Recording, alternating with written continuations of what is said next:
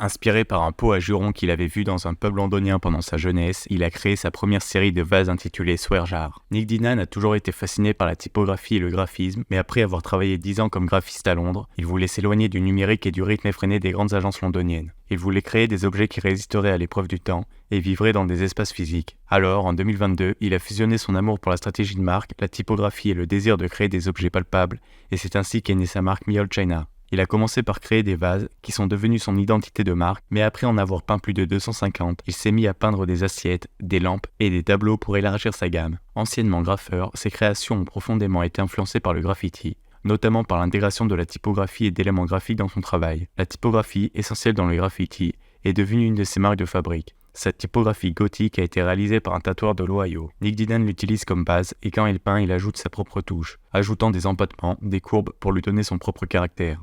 Après seulement 2 ans à avoir lancé Me Old China, il a déjà pu collaborer avec plusieurs marques comme Adidas, Casablanca ou encore Chelsea. À chaque fois qu'il sort une nouvelle série, toutes ses créations finissent sold out en quelques minutes. Nick Dinhan a su créer une marque avec une imagerie unique où on a envie de collectionner chacune des pièces qu'il sort.